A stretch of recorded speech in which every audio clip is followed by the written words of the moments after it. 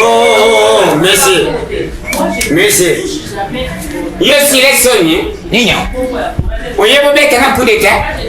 Yo nanya. Batindi yo. Olobi?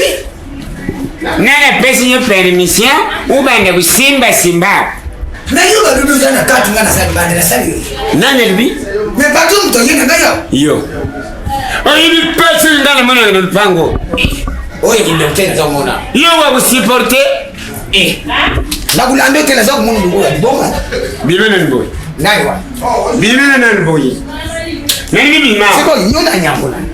Le capitaine est le pango. Bonga ni sabi pango. Na za tramestiki oyi na ngumini yawa ko sale meselite. Lupango ina yibi angonga mtu na pongisa kaba fle na kombo na kawa ba pende nzolo ngamu tunalona. Siko uyebi ngashi. Iyo batebu zwayo bo yabu yega no kana bafufwa. Mayebi si yangala lembi na bugani. Na lubia. Est yebi lu ngana nyanya. Tata kema.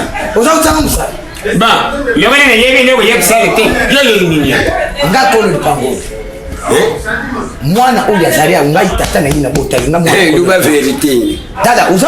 Ngaba yibi sangi nga banya madame Papa waga yo. Logola uza kusala musale makasi. Tozo lo mutu musoso asonga gayo. Na ifeli madame. Na zena posali songi. Sangi yonde mutoyi balu bakamulaya. Na bukani. Bana na ngaba ya ubengana bangu. Attention. Uza kulungwa musala lelo. Yo. Kala mutoyi balongo tisaki wa. Na kulongolo musala ngai patona yo.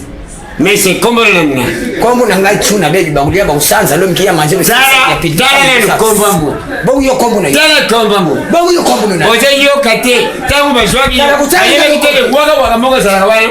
Na kupangalo kulele. Kaba na lo. Dala ka santo ko mena. Yoga. Dala ka santo ko mena. Batuna kabo. Ngamo tunakuti yo abu fiva ndeni. Bolia ndeni. Papa.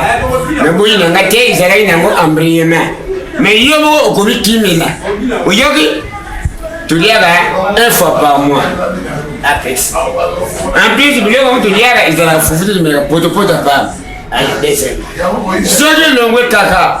Ubimi, soki ba moni yo na nguba nda olenge musala. Oyini. Babo changu bete.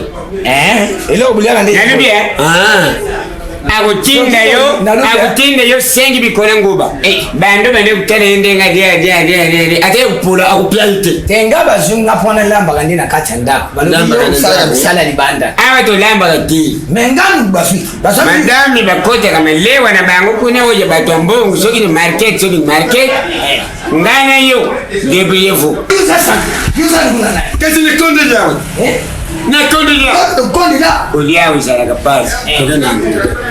Koja umende no bimsobo. Nakewa. Kata makolo bela wana mondo ti. Ngani ni bana. Zona mondo no lupango. Na kuboma yonga na kufio kimi. Tala. Oi sasa ata Bitumba. Aligo boye solo mapapa. Yonde mapapa. Yonde mapapa. Bola sina yoni. Bola sapa. Nazari yao. Tentez votre chance maintenant, plusieurs bourses d'études sont disponibles. Power Travel est une agence de voyage basée à Kinshasa avec une représentation à Montréal au Canada. Suivez nos représentants en direct de Montréal. Tac. Hi everyone, this is Asma from Power Travel Agency. We are here to announce that we have a great opportunity for you. Vous comprenez, hein? Eh, Baki, vous pouvez traduire aussi. Vous êtes étudiant ou élève, âgé de 16 à 30 ans, vous pouvez maintenant voyager et étudier au Canada gratuitement. Nous prenons tout en charge. Power Travel, en partenariat avec une grande université canadienne, vous donne l'opportunité de gagner plusieurs bourses d'études.